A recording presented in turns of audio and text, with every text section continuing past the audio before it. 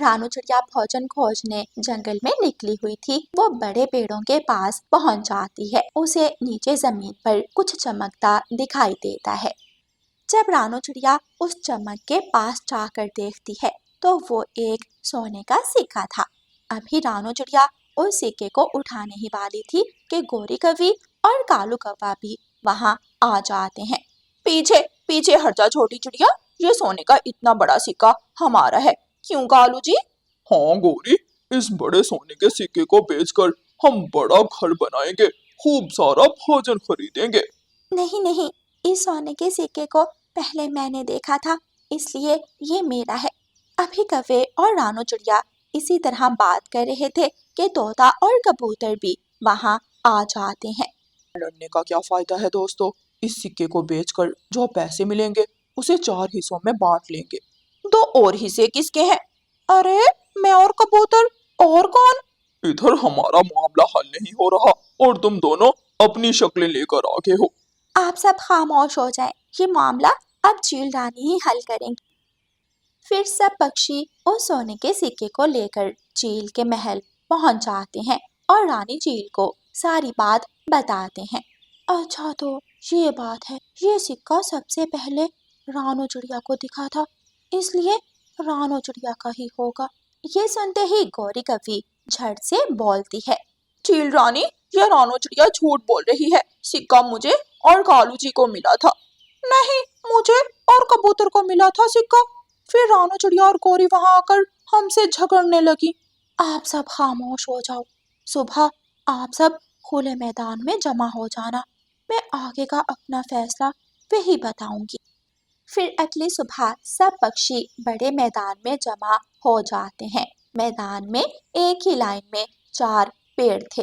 पक्षियों, मुझे नहीं मालूम कि कौन सच बोल रहा है, सच तो ऊपर वाला ही जानता है, इसलिए ऊपर वाला सच्चे पक्षी की मदद करेगा। आपको लाइन में 4 पेड़ दिखाई दे रहे हैं। आपके पास 2 दिन का समय है। इन पेड़ों पर घर बनाएं। जिसका घर सबसे सुंदर और मजबूत होगा, सोने का सिक्का उसे मिलेगा।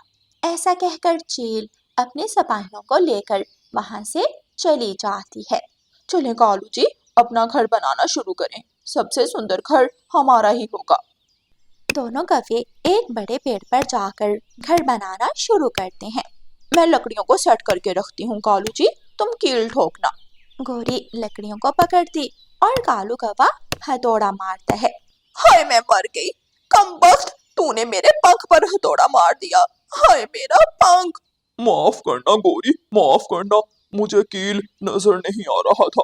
पास पेड़ पर बैठे तोता और कबूतर हंसने लगते हैं। लो, बना लिया गोरी ने अपने टूटे पंख से घर।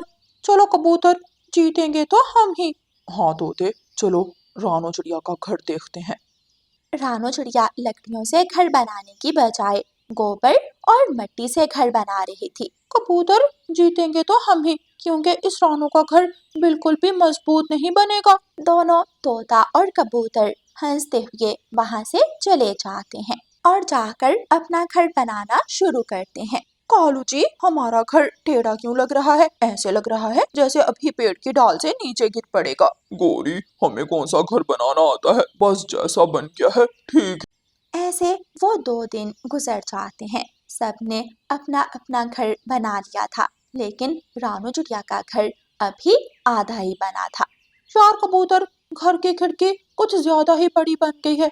अच्छा है ना, गर्मी के इस मौसम में खिड़की से ठंडी ठंडी हवा लगेगी। कबूतर और तोते के घर की खिड़की बहुत बड़ी थी। दीवार का तो बस कुछ ही हिस्सा दिखाई दे रहा था। मैं सब सुबह फूलों के बाग में जाकर अपने घर को सुंदर फूलों से सजाऊंगी। मेरा ये गोबर और मिट्टी का घर बहुत मजबूत है। दोनों कौवे अपने टेढ़े घर में बैठे थे जब तेज बारिश शुरू हो जाती है और उनका घर हिलने लगता है। गोरी, इस बारिश को भी आज ही आना था क्या?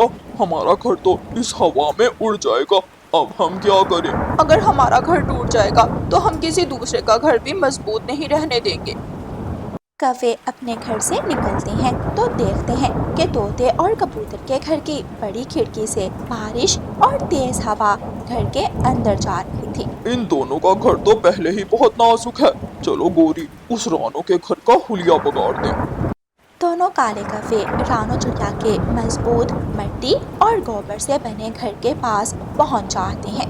कालू जी, मेरे तो पंख में बहुत दर्द है, तुमने ही सुबह हथौड़ा मारा था। ऐसा करो, वो देखो पास ही हथौड़ा पड़ा है, उठाओ और तोड़ डालो उस छोटी चिड़िया का घर। कालू कौवा हथौड़ा उठा लेता है, लेकिन शायद कौवों को सजा मिलनी थी। तेज हवा का झोंका आता है और कालू कौवे के पंख से हथौड़ा फिसल जाता है और सीधा जाकर गोरी कौवे के सर में लगता है। हाय रे, एक बार फिर मार दिया, मेरा सर फोड़ दिया। मेरा तो अपना पति ही मेरी जान का दुश्मन बन गया है। हाय। दोनों काले कौवे वापिस अपने टेढ़े टूटे हुए घर में जाकर चुपचाप बैठ जाते हैं। गोरी कौवी गरम कपड़े से अपने सर को गरमाइश दे रही थी। कालू, अपनी शक्ल मुझसे दूर ले जाओ, सुबह तक नजर मत आना मुझे। कालू कौवा खिड़की के पास जाकर बैठ जाता है। सुबह हो जाती है। रानो चिड़िया कुछ फूल लाकर अपने मिट्टी के घर पर लगाती है और अपने घर को फूलों से सजाती है।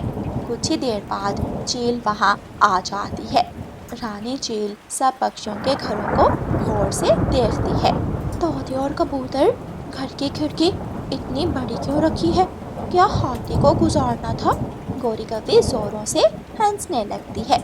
और गोरी, तुम्हारी छत से आधे लकड़ी के टुकड़े कहाँ के? गोरी की हंसी वे ही रुक जाती है और तोता गोरी को देखकर हंस रहा था। अरे अरे रानी चील जी, ये तो मॉडर्न डिजाइन है। रानी चील रानो चिड़िया के घर को देखते ही खुश हो जाती है। वाह रानो चिड़िया, दिल खुश कर दिया। ऐसा पुरसुकून और खूबसूरत घर, तुम जीत गई रानो चिड़िया। सच ही कहते हैं, ऊपर वाला भी अच्छे और सच्चे पक्षी की मदद करता है। रानो, तुम्हें ही वो सिक्का मिला था सबसे पहले, और देखो वो सिक्का तुम्हारा ही है। मानना पड़ेगा, सच्चाई की जीत हुई है। फिर चील वहां से चली जाती है। रानो चिड़िया सब पक्षियों को अपने घर ले आती है और उन्हें भोजन खिलाती है। प्यारे दोस्तों, इस कहानी को लाइक, अपने दोस्तों के साथ शेयर और चैनल को सब्सक्राइब करना बिल्कुल मत भूलना। आपका धन्यवाद। रानो चिड़िया की ऐसी कहानियाँ सुनने के लिए YouTube सर्च बार में रानो चिड़िया की कहानी लिखें या फिर ये बटन दबाकर बोलकर कहें रानो चिड़िया की कहानी।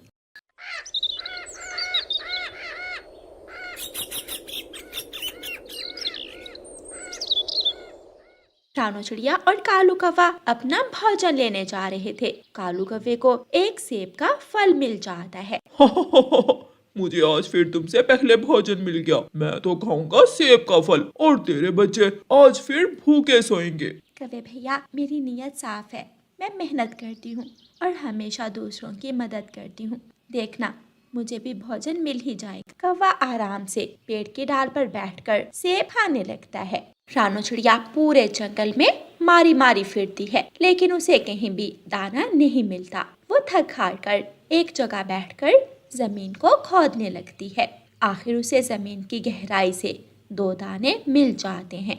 मुझे मेरा भोजन मिल गया, आज मेरा परिवार पेट भर कर सोएगा, कोई भूखा नहीं रहेगा। रानो चिड़िया वो 2 दाने अपनी चोंच में लेकर वापस उड़ती है। सामने एक बूढ़ी फाख्ता बैठी हुई थी जो बीमार थी और उड़ भी नहीं सकती थी। वो रानो चिड़िया से कहती है, रानो चिड़िया, मैं भूखी हूँ, मेरी मदद करो।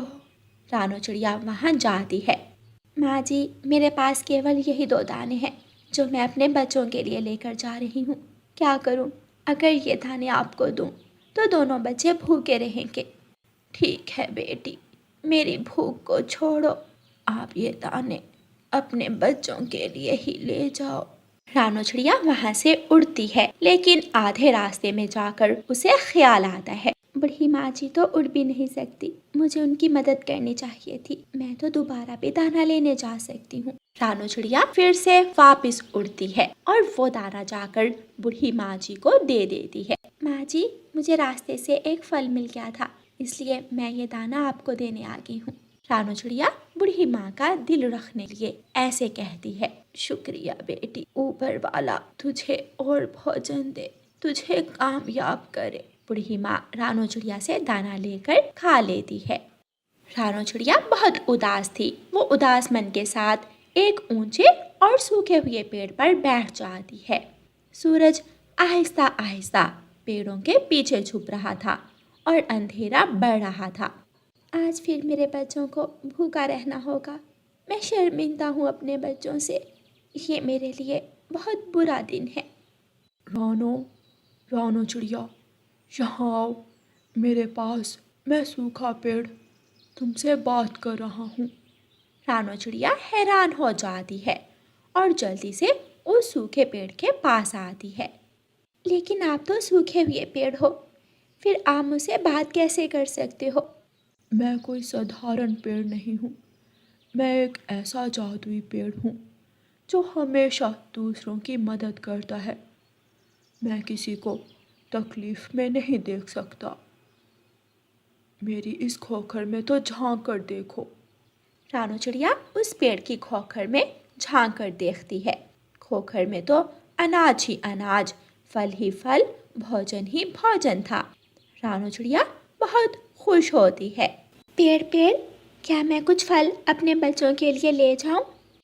हाँ ज़रूर, और अगर कोई भी भूखा पक्षी मिले तो उसकी भी मदद ज़रूर करना, क्योंकि मेरा जादू तुम्हें हर रोज़ भोजन देगा।